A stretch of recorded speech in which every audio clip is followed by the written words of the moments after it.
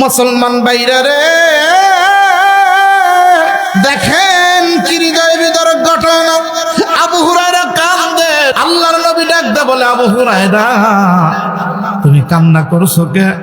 আবু হুরায়রা ডাকতে বললেন, নবী গো, আমার মা আমারে মারছে, আপনার দরবারে আসে দেখে।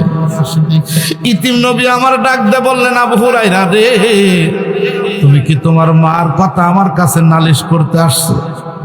আবু হুরায়রা কয়, না, আমি নালিশ করতে আসি নাই, আপনার দরবারে আসলেই আমার মা আমারে মারে। আবু হুরায়রা ডাকতে বললেন, নবী গো, একদিন, 2 দিন, 3 দিন না খাইয়া থাকি, আমার পেটের সাথে পাথর বাঁধতে থাকি। বাবা, জীবনে যারা না খায়া থাকছেন তারাই ক্ষুধার যন্ত্রণা বুঝবেন।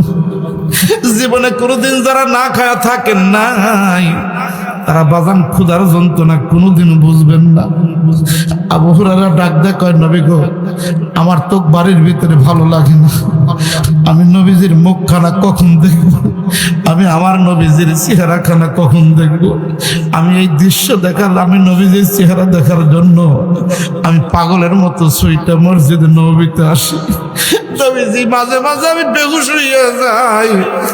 আপনার সাহাবীরা আমার চামের জুতা দিয়ে নাকের সাথে ঘষে, আমার বলে মিগি বেরাম হয়েছে। নবীজি গো, আমার মিগি বেরাম হয় নাই। আবু হুরায়রা ডাকতে বললেন, নবী গো, আপনি দেখেন না আমার কি হয়েছে? আবু হুরায়রা বাদাম জুব্বাটা খুইলা আল্লাহর নবীরে দেখা। নবী আমার তাকাইয়া দেখে আবু হুরায়রার পেটের সাথে 3টা পাথর বাঁধা। নবী আমার ডাকতে বললেন, আবু হুরায়রা, 3টা পাথর কেন তোমার পেটের সাথে বাঁধা? আবু হুরায়রা ডাকতে বললেন, নবী গো, আজ 3 দিন হলো না খায় আছি, যখন আপনার চেহারা দেখি নবী আমার ক্ষুধা মিঠে যায়, আমার ক্ষুধা মিঠে যায় নবীজি গো। সেই জন্যে আমি মসজিদে নববীতে না আসলে আমার ভালো লাগে না।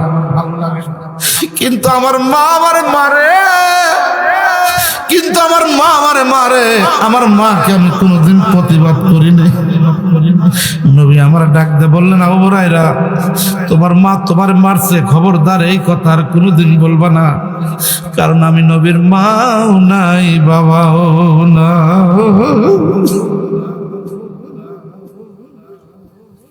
আমার মার পেটের ভিতরে 6 মাস, তখন আমার বাবা মারা গেছে।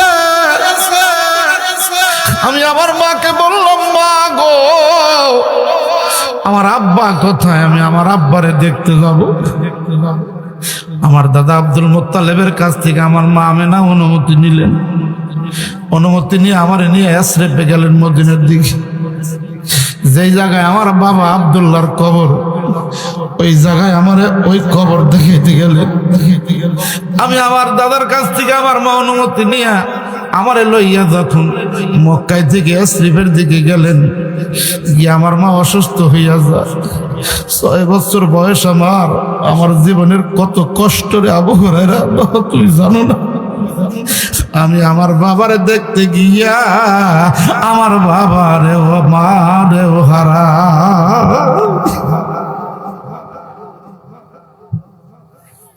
আমার আপন রক্তের চাচা আবু লাহাব, একদম রক্তের চাচা। আবু জাহেল আমার রক্তের চাচা না।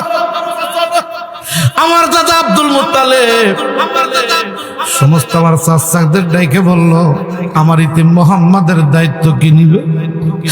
কেউ নিতে চায় না আমার দায়িত্ব। আমার আপন চাচা আবু লাহাব ডাক দিয়ে বলতেছে, মুহাম্মাদের দায়িত্ব নিতে পারি।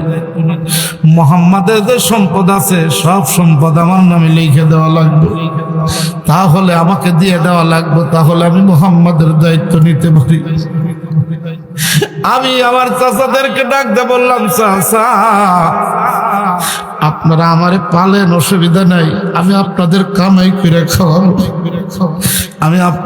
আমি বড় হইলে মানুষের বাড়িতে রাখালগিরি করব। আমার আপন চাচা আবু তালেব ডাক দিয়ে বলল, আব্বা গো, আমার বাতিজা মোহাম্মদ রে আমার কাছে দিয়ে দেন, আমি আমার মোহাম্মদ রে পালবো। মোহাম্মদের বাবার কোন সম্পত্তি আমার নামে লিখে দেওয়া লাগবে না। আমার বয়স তখন 8 বছর, আমার দায়িত্ব কেউ নিতে চায় না। আবু হুরায়রা মার কথা মনে কইরা আমার অন্তরের মধ্যে আর আঘাত দিস না। আবু হুরায়রা, আমি তোমার জন্য কিছুই করতে পারবো না, তবে আমি তোমার জন্য দোয়া করব, তোমার মাকে যেন আল্লাহ হেদায়েত দিয়ে দেয়। জোরে বলেন মারহাবা। আবু হুরায়রা ডাক দিয়ে বললেন, নবী গো, তাহলে আপনি একটু আমার মার জন্য দোয়া করেন। আল্লাহর নবী বলল, ঠিক আছে, আমি তোমার মায়ের জন্য আমি দোয়া করব। এবার আল্লাহর নবী যখন হাত তুলেছে, আবু হুরায়রা এত জোরে দৌড় মারছে। সাহাবারা জিজ্ঞেস করে, ও আবু হুরায়রা, তুমি কেন এত জোরে দৌড় মারলা, এত জোরে কেন দৌড়াইতেছো? বলে, ভাই তোমরা আমারে কেউ দৌড়ো না, আমি দেখবো এই মুহূর্তে আমি দৌড়াইয়া আগে যাইতে পারি বাড়িতে, নাকি আল্লাহর নবীর দোয়া আগে যাইতে পারে। আবু হুরায়রা বলে,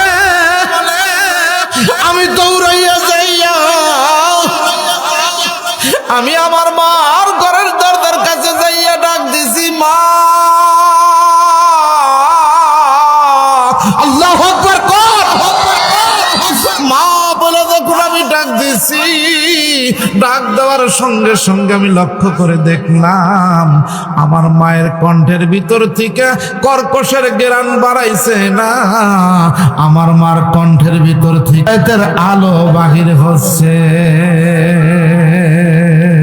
সাল্লাল্লাহু আলাইকা ইয়া রাসূলুল্লাহ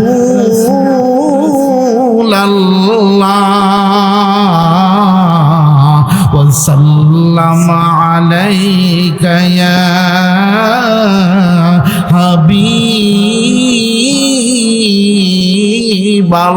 হাবিবাল্লাহ।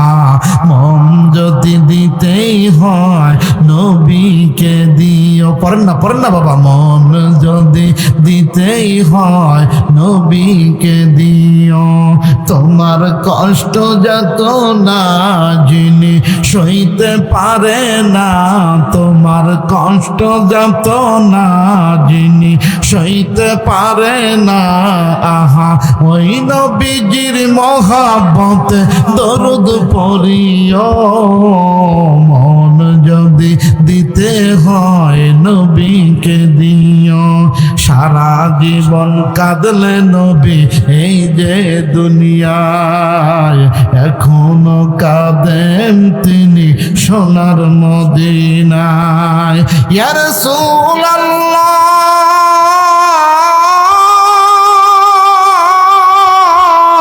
ইয়া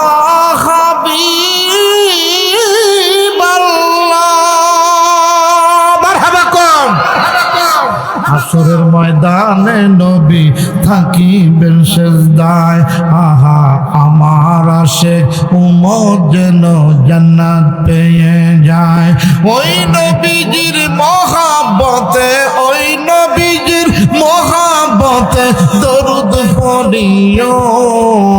মন যদি দিতে হয় নবীকে দিও।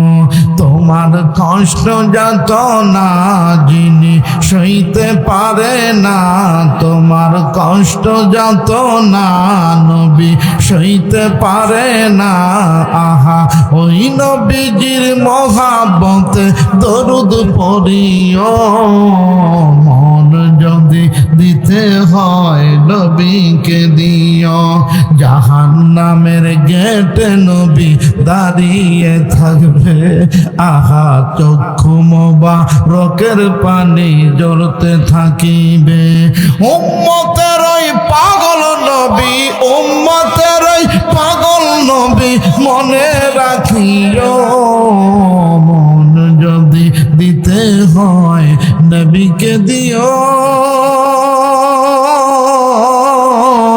নবীকে ভালোবাসিও।